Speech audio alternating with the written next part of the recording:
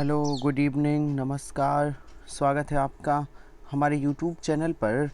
जैसा कि आपको पता है कि हमारी क्लास ये रात्रि 8 बजे होती है, जो स्पेशली किसके लिए है? ये स्पेशली यूपी पुलिस के लिए है। किसके लिए? उत्तर प्रदेश पुलिस के लिए ये हमारी क्लास है। तो आप सभी आइए और हमारी क्लास से जुड़िए, ठीक है? और बेहतरीन प्रश्नों का प्रैक्टिस करिए। रात्रि 8 बजे मैं डेली ये क्लास लेकर आता हूँ, जिसमें 37 प्रश्न हिंदी के होते हैं। आपकी जानकारी के लिए बता दूं, रात्रि 8 बजे भी हमारी क्लास चलती है। रात्रि 9 बजे मैं टॉपिक वाइज हिंदी करवा रहा हूं, और सुबह सुबह 7 बजे मैं जीके वन लाइनर करवा रहा हूं। 15 से 20 मिनट का वीडियो डालता हूं, जिसमें 10,000 प्रश्न करवाऊंगा, सभी विषय से संबंधित। तो आप सभी हमारी क्लास से जुड़ सकते हैं। हमारे यूट्यूब चैनल से जुड़िए और अपनी जीके जीएस बेहतरीन करिए, ठीक है? और हिंदी की क्लास हमारी चल ही रही है। चलिए स्टार्ट करते हैं। आज का पहला प्रश्न देखिए, सड़क नापना मुहावरे का अर्थ है? बताइए, जवाब दीजिए। बहुत बढ़िया प्रश्न है, बहुत शानदार प्रश्न है। सड़क नापना मुहावरे का अर्थ क्या है? बताइए सर। सड़क नापना मुहावरे का अर्थ है व्यर्थ में इधर उधर घूमना। व्यर्थ में इधर उधर घूमना मतलब सड़क नापना है। व्यर्थ में इधर उधर घूमना मतलब क्या है? मतलब सड़क नापना है। अच्छा, चलिए आगे चलते हैं। हमारा अगला प्रश्न है। अगला प्रश्न क्या कहता है? देखिए आगे चलिए कि बताइए, बहुत शानदार प्रश्न है कि आश्रम का पर्यायवाची शब्द होगा। बताइए, ये जो शब्द आश्रम है, इसका पर्यायवाची क्या होगा? बताइए, अगर पता है तो बताइए। बहुत बढ़िया, बहुत शानदार। आश्रम का पर्यायवाची होगा संघ। क्या होता है? आश्रम का पर्यायवाची होता है संघ। चलिए आगे बढ़ जाइए। बहुत शानदार, बहुत अच्छा प्रश्न है। देखिए, बताइए, कर्तव्य शब्द उदाहरण है। देखो, कुछ क्वेश्चन विकल्प देख के आंसर दिए जाते हैं कि क्वेश्चन की डिमांड क्या है। जैसे ये क्वेश्चन कभी बहुत कम देखे होंगे ऐसे प्रश्न। अब विकल्प के अकॉर्डिंग हमें सोचना होता है। कुछ प्रश्न ऐसे होते हैं, ऑप्शन के हिसाब से सोचना पड़ेगा। कर्तव्य शब्द का उदाहरण क्या है? तो क्या है सर? इसमें तव्य प्रत्यय का है, इसमें तब प्रत्यय है, इसमें लव्य प्रत्यय है, अनियर प्रत्यय का है। तो क्या क्या शब्द उदाहरण है? सर, इसमें तव्य प्रत्यय है। इसमें कर्तव्य में कौन सा प्रत्यय है? तब प्रत्यय है। बहुत बढ़िया, बहुत शानदार। आंसर एक सही होगा, इसमें तव्य प्रत्यय है। चलिए बताइए, बहुत बेहतरीन। किस शब्द में उपसर्ग का प्रयोग किया गया है? कौन सा शब्द है जिसमें उपसर्ग का प्रयोग हुआ है? बताइए, बताइए सर, ये कौन सा शब्द है? सर, क्या लाभदायक में उपसर्ग है? लाभ, हाँ, लाभ को अगर अलग करें तो बचेगा दायक। लाभ प्लस दायक, और दोनों अर्थ देते हों। ये वाला शब्द जब दो शब्द अलग हों तो आगे वाला और पीछे दोनों के अर्थ देते हों, तो दायक का कोई अर्थ नहीं है। दायक का कोई ही अर्थ नहीं है, इसलिए लाभदायक में कोई समास नहीं, सॉरी, उपसर्ग नहीं। अपनापन में भी नहीं है। मान लो अप को निकाल लो तो क्या बचेगा? नापन, और नापन कोई अर्थ नहीं देता है, नापन। इसलिए अपनापन में भी उपसर्ग नहीं है, पढ़ाई में भी नहीं, उपकार में है। उप प्लस कार, आंसर सही होगा ए। बहुत बढ़िया। चलिए बताइए, बताइए कि निम्नलिखित में से कौन सा विशेषण संज्ञा से नहीं बना है? कौन सा विशेषण है जो संज्ञा से नहीं बना है? बताइए सर। तो ये विशेषण है, ये चमकीला विशेषण है। हाँ, तो दानी विशेषण क्या संज्ञा से बना है? बिल्कुल बना है। ये दान संज्ञा से दानी विशेषण बना है। चमक विशेष संज्ञा है, चमक से चमकीला विशेषण बना है। अच्छा सर, और दो ऑप्शन क्या है अभी दिखाते हैं। और दो ऑप्शन क्या हैं मैं अभी आपको। सर श्रीमान तो संज्ञा है, ये सुंदर विशेषण है और ये किसी भी संज्ञा से नहीं बना है। सुंदर विशेषण किसी भी संज्ञा से नहीं बना है। आंसर होगा सी। बहुत बढ़िया, सुंदर ऐसा विशेषण है जो किसी संज्ञा से नहीं बना।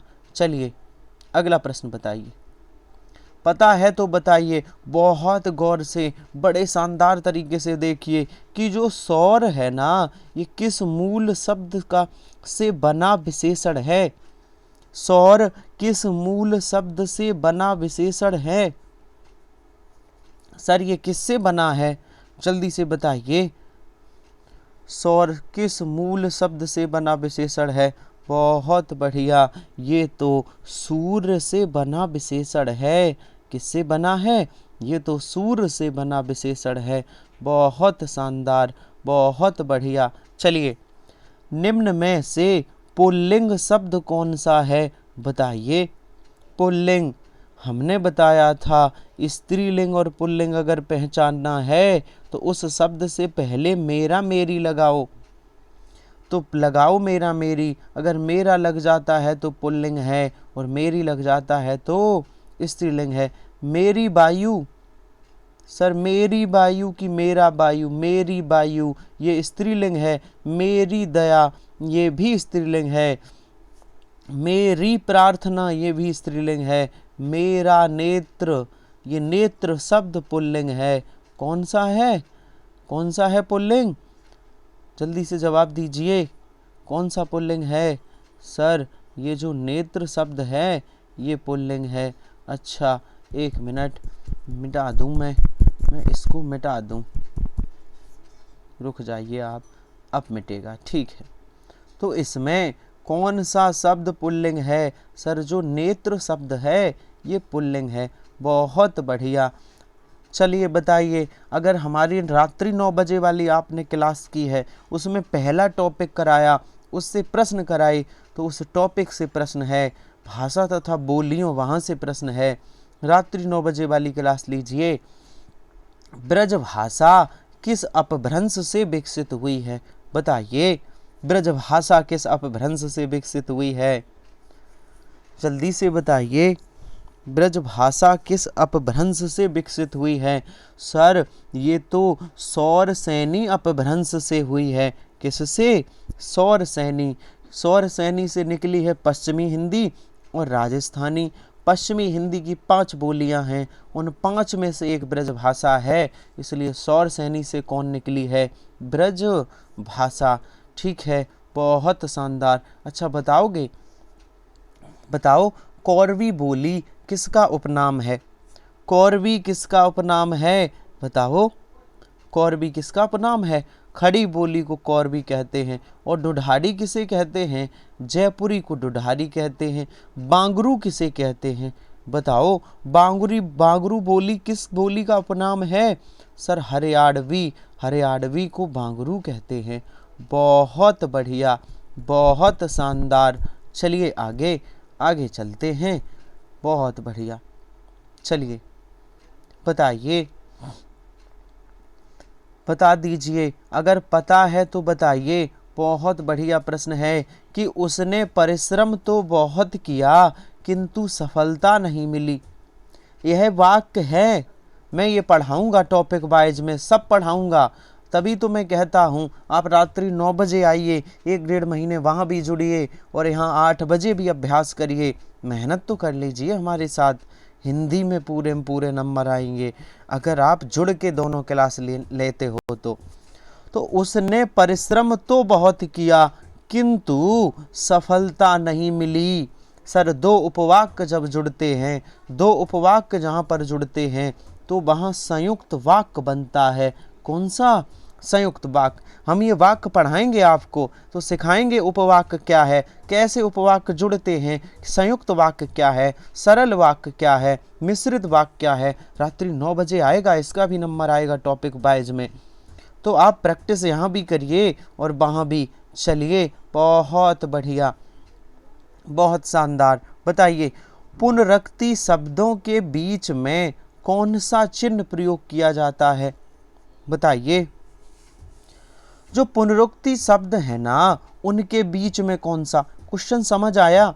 पुनरुक्ति जानते हो, जो शब्द 2 बार लिखा जाता है। जैसे हमने लिखा साथ साथ, तो ये चिन्ह यूज हुआ ना, ये पुनरुक्ति शब्द है, साथ साथ। जैसे हमने लिखा धीरे धीरे, तो ये पुनरुक्ति शब्द हैं एक जैसे। और इनके बीच में ये कौन सा शब्द आया सर? ये वाला शब्द कौन सा है?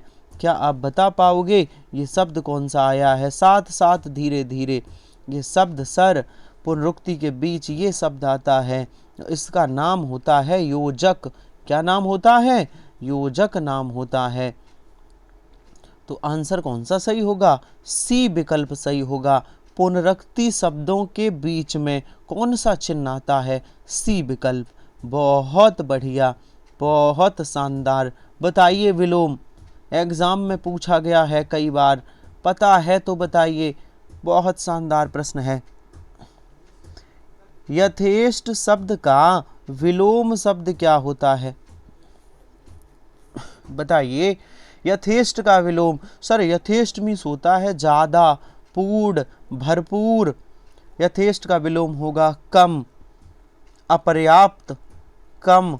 कौन सा होगा? ऑप्शन सी सही है, कम होगा। क्या होगा? कम। बहुत बढ़िया, बहुत शानदार।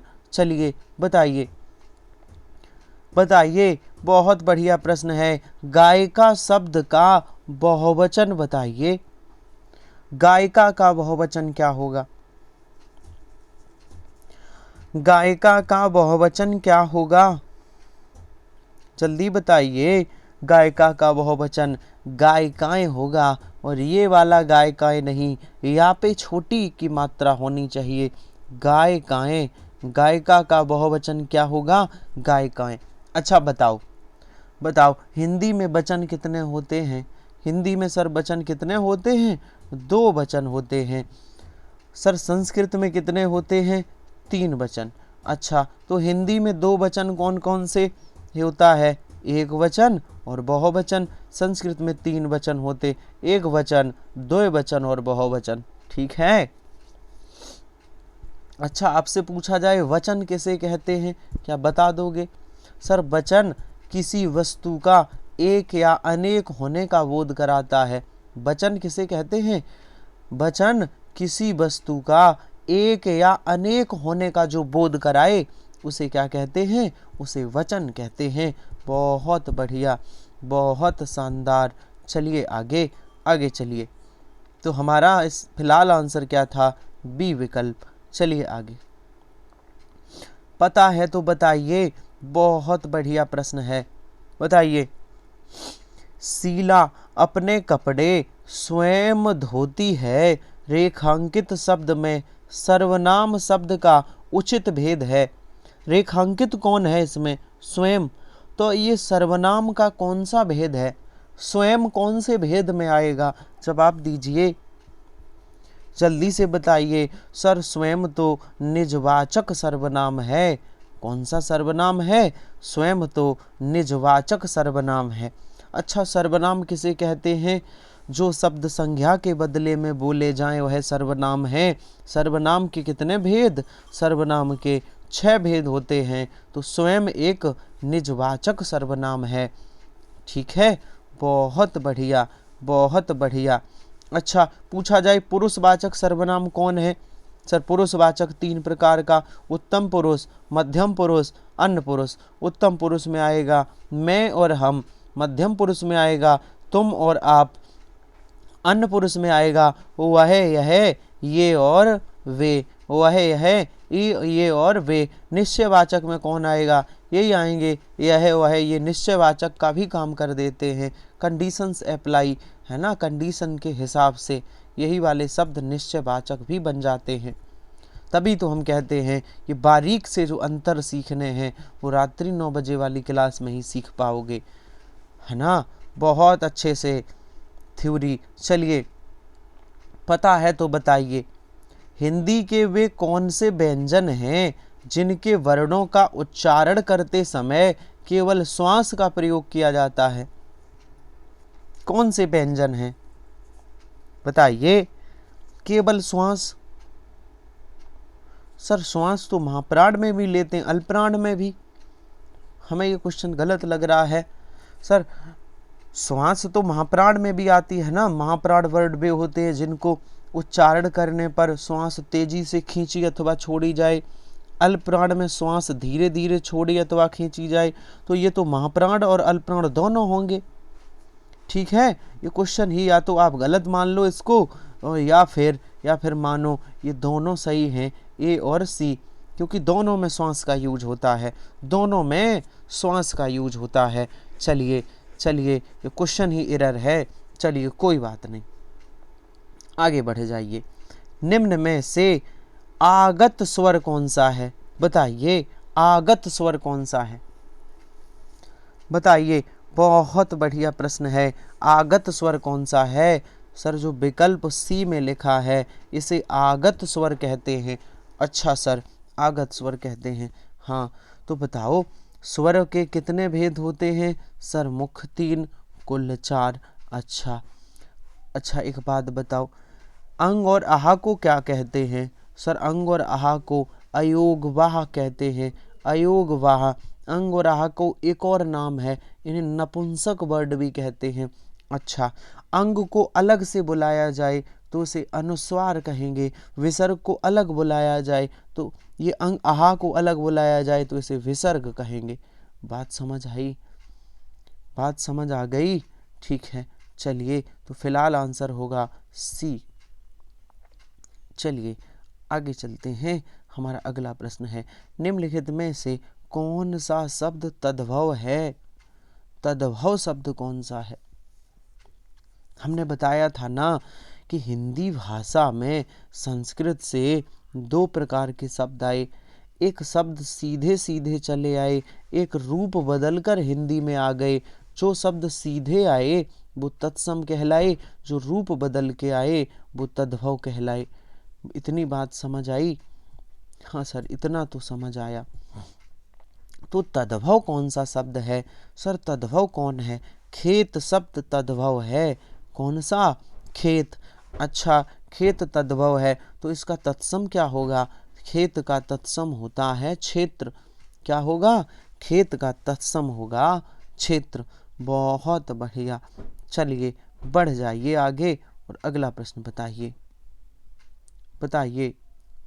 निम्नलिखित में से कर्ता कारक की विभक्ति है? बताइए, कर्ता कारक की कौन सी विभक्ति है? सर ने विभक्ति है। कर्ता कारक की कौन सी विभक्ति है? ने विभक्ति है। बताइए, हथियाना चिकनाना किस प्रकार की क्रिया है? हथियाना चिकनाना किस प्रकार की क्रियाएं हैं? बताइए। सर ये जो क्रियाएं संज्ञा से बनती हैं, जो संज्ञा से बने वो क्या कहलाएंगी? नाम धातु क्रियाएं। क्या कहलाएंगी? नाम धातु क्रियाएं। तो सर ये दोनों नाम धातु क्रियाएं हैं। अच्छा ठीक है, बताइए कौन सा वाक्य आसन्न भूतकाल का है? किसका है? आसन्न भूतकाल का है। और हमने आपको बताया है कि मैं रात्रि 9 बजे अब का जो वर्णमाला के बाद जो टॉपिक आने वाला है मैं काल ही पढ़ाऊँगा। क्या पढ़ाऊँगा? काल। तैयार रहिएगा, काल पढ़ने के लिए तैयार रहिएगा। चलिए आगे चलिए, हमारा अगला प्रश्न है, तो आसन्न भूत का कौन सा काल है जो आसन्न भूत में हो? सर आसन्न भूत कहें या पूर्ण वर्तमान एक ही बात है। सर कौन सा होगा? मैंने आम खाया है। विकल्प डी, ये आसन्न भूत का है। किसका है? आसन्न भूत का है। बहुत बढ़िया, बहुत शानदार। चलिए बढ़ जाइए। मैं काल टॉपिक पढ़ाने वाला हूँ 1-2 दिन में। रात्रि 9 बजे काल टॉपिक पढ़ाऊँगा। चलिए बताइए, जो पद क्रिया के होने की रीत या विधि संबंधी विशेषण बताता है उसे क्या कहते हैं? जो पद क्रिया के होने की रीत या विधि संबंधी विशेषण बताता है उसे क्या कहते हैं? मतलब सर ये कह रहा है, जैसे हमने कहा राहुल राहुल तेज दौड़ता है, तो इसने क्रिया की रीत को बताया है। इसकी रीत क्या है? तेज दौड़ना। तो सर जो क्रिया विशेषण क्रिया की रीत को बताते हैं वो रीतवाचक क्रिया विशेषण होते हैं। कौन से होते हैं? रीतिवाचक क्रिया विशेषण। जैसे मैं कहूँ राहुल बहुत तेज दौड़ता है ना, राहुल तेज तेज बोलता है, तो ये रीत है, क्रिया के होने का ढंग है ये, और क्रिया के होने का ढंग का जो बोध कराए वह रीतिवाचक क्रिया विशेषण है। रीतिवाचक क्रिया विशेषण। चलिए बताइए, अभ्युदय शब्द में कौन सी संधि है? संधि का प्रकार बताइए। अभ्युदय में कौन सी संधि है? सर इसमें यड़ संधि है। ट्रिक बताएं, यदि या और वा के पहले आधा अक्षर आए तो उसमें यड़ संधि होती है। यड़ संधि, अभि प्लस उदय इसका आंसर होगा। विच्छेद होगा और इसमें यड़ संधि है। चलिए, पता है तो बता दीजिए। बहुत बढ़िया प्रश्न है। बताइए, जिसके पास कुछ भी ना हो के लिए एक शब्द होगा। जिसके पास कुछ ना हो उसके लिए एक शब्द क्या होगा? जिसके पास कुछ ना हो वह तो अकिंचन है। क्या है? वह तो अकिंचन है। ठीक है, बहुत बढ़िया। बढ़ जाइए आगे, आगे बढ़ जाइए। बताइए, शानदार प्रश्न है। 4 विकल्प दिए गए, सही विकल्प का चयन करें। लोकोक्ति का अर्थ वाला बताइए। प्रभुता पाई काहू मद नाही। बताइए, प्रभुता पाई काहू मद नाही, इस लोकोक्ति का अर्थ बताइए। तो सर प्रभुता पाई काहू मद नाही, शक्ति पाने पर व्यक्ति अभिमानी हो जाता है। शक्ति पाने पर क्या हो जाता है? व्यक्ति अभिमानी हो जाता है। प्रभुता पाई काहू मद नाही, आंसर होगा डी। चलिए बताइए, अलंकार पढ़ा नहीं होगा, उदाहरण ये आज बताइए कि मेघ आए बड़े बनठन के सवर के, उपरोक्त पंक्ति में कौन सा अलंकार है? तो सर जब निर्जीव वस्तु की तुलना सजीव वस्तुओं से की जाए, भैया बादल कभी सजेंगे? जब निर्जीव सजीव की तरह भांति व्यवहार करे तो वहां पर मानवीकरण अलंकार होता है। कैसा अलंकार होता है? मानवीकरण। बहुत बढ़िया। चलिए बताइए, बताइए 138 नंबर प्रश्न बताइए कि दाम का अर्थ क्या है? बताइए, दाम का अर्थ क्या है? सर दाम मीन्स होता है मूल, दाम मीन्स माला, दाम मीन्स रुपया। आंसर सही होगा डी। दाम का अर्थ है मूल, माला और रुपया। बहुत बढ़िया, बहुत शानदार। चलिए बताइए, बताइए, बहुत बेहतरीन प्रश्न है। बताइए, बताइए, दिए गए शब्द युग्म का अर्थ ज्ञात कीजिए। बताइए, द्वीप और दीप का क्या अर्थ है? द्वीप और दीप का क्या अर्थ है? सर द्वीप मीन्स होता है हाथी, हाँ, और दीप मीन्स होता है टापू। तो द्वीप और दीप का अर्थ है आंसर डी, हाथी और टापू। हाथी और टापू। चलिए बताइए, अगला प्रश्न है, अगले प्रश्न को बताइए। बताइए, शानदार प्रश्न है कि गंगा तट पर कुछ लोग भजन कर रहे थे, रेखांकित शब्द में कौन सा समास है? ये गंगा तट में कौन सा समास है?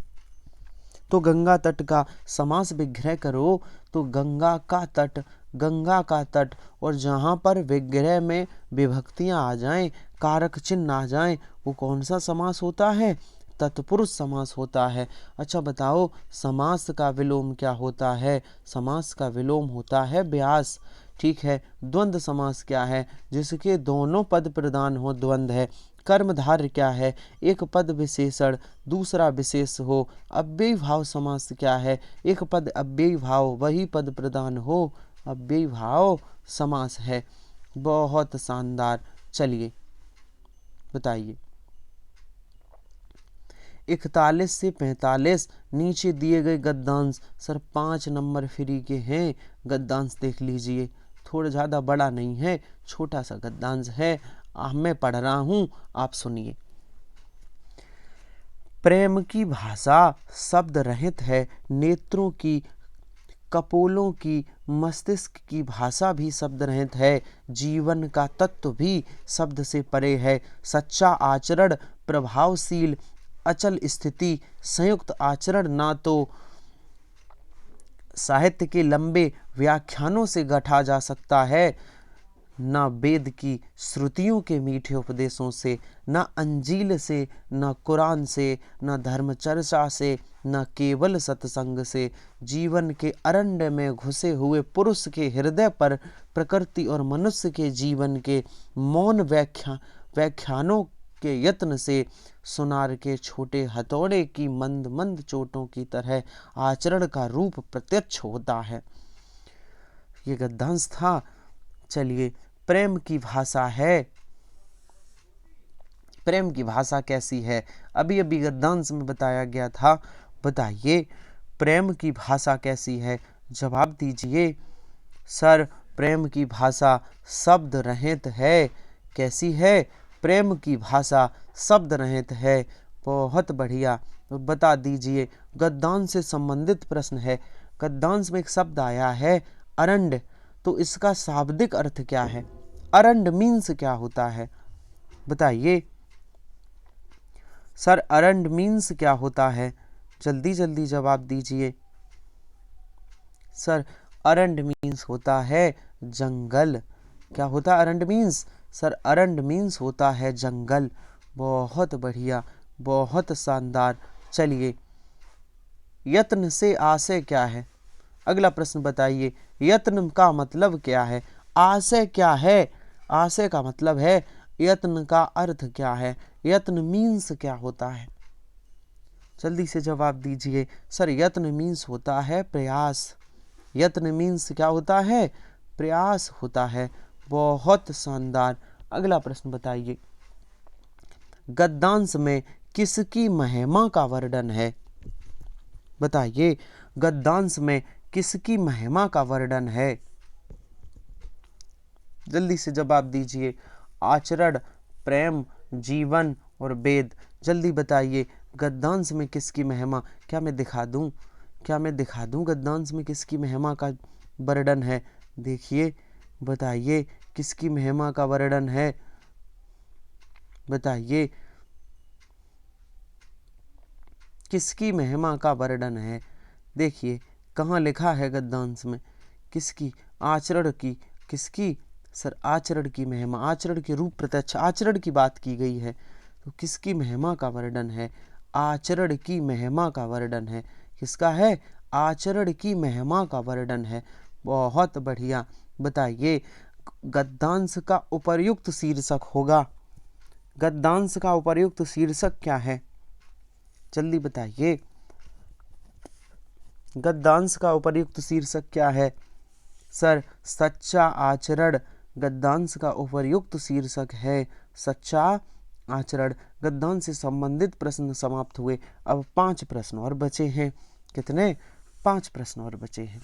चलिए, निम्न पंक्तियों में कौन सा रस है? जल्दी बताइए।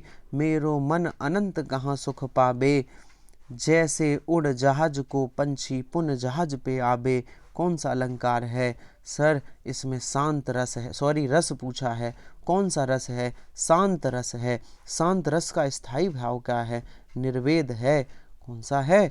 निर्वेद है। बहुत बढ़िया। चलिए बताइए। मूक होय बाचाल पंगु चढ़े गिरवर गहन, जासो कृपासो दयाल द्रवहु सकल कल मल दहन। बताओ पंक्तियों में कौन सा छंद है? तो मैं बता देता हूँ, आप मात्राएं लगा लेना। इसमें सोरठा छंद है। कौन सा? सोरठा। टॉपिक वाइज में ये भी पढ़ाऊँगा, सब पढ़ाऊँगा, हर टॉपिक पढ़ाऊँगा। हिंदी में जितने कंप्लीट टॉपिक होते हैं किसी भी एग्ज़ाम में आए, मैं सब पढ़ाऊँगा रात्रि 9 बजे। और यहाँ आप अभ्यास करिए मिक्सअप क्वेश्चन का 8 बजे, और 9 बजे टॉपिक वाइज पढ़िए, है ना। ये मत देखिए कि इस पे लिखा है यूपी पुलिस, वो लिखा है, वो स्पेशल पुलिस के क्वेश्चन है, लेकिन आएंगे सब एग्ज़ाम में, आएंगे सब में, सबके काम आएंगे ये प्रश्न, ठीक है। प्रश्न हिंदी में उतने ही होते, ऐसा नहीं है कि नहीं किसी और एग्ज़ाम में अलग पूछेंगे, यूपी पुलिस में अलग पूछ देंगे। व्याकरण तो वही है ना भैया, व्याकरण तो एक ही है हिंदी की। चलिए, निम्नलिखित में प्रेमचंद लिखित अधूरा उपन्यास किसने लिखा है? उपन्यास प्रेमचंद द्वारा। तो कौन सा उपन्यास प्रेमचंद ने लिखा है जो अधूरा रह गया था? मंगलसूत्र। कौन सा? मंगलसूत्र। और अंधा युग किसकी रचना है? जल्दी से बताइए, अंधा युग किसने लिखी है? क्या पता है आपको सर अंधा युग किसने लिखी है? बहुत बढ़िया, धर्मवीर भारती ने लिखी है। किसने? धर्मवीर भारती ने। और आज का आखिरी प्रश्न, निम्नलिखित में से किस साहित्यकार को प्रेमचंद की, आज का आखिरी प्रश्न है, ये प्रश्न नहीं है नीचे ना सोचो, ये प्रश्न है, ये तो इसके सॉल्यूशन है। प्रेमचंद की कहानियों का काल क्रमानुसार अध्ययन के लिए व्यास सम्मान दिया गया। प्रेमचंद की कहानियों को क्रम से किसने लगाया था जिसे व्यास सम्मान दिया गया? कौन थे? कमल किशोर गोयनका थे। आंसर सी सही होगा। तो हमारा मॉडल पेपर आज का समाप्त हुआ। हमारा सेशन कैसा लगा ज़रूर बताइए। हाँ, थोड़ी देर बाद रात्रि 9 बजे आ जाइए, हमारे साथ वर्णमाला के क्वेश्चन प्रैक्टिस करेंगे। आ जाइए जल्दी से, ठीक है। तो चलिए आज का सेशन समाप्त करते हैं। और जानकारी के लिए मैं बता दूं, जो लोग हमारे टेलीग्राम चैनल से नहीं जुड़े, जुड़ सकते हैं। टेलीग्राम चैनल का नाम है अमोद सर हिंदी, क्योंकि मैं क्लास से संबंधित महत्वपूर्ण अपडेट उस चैनल पे देता हूं, ठीक है। तो मिलते हैं कल इसी समय नए प्रश्नों के साथ। तब तक के लिए धन्यवाद।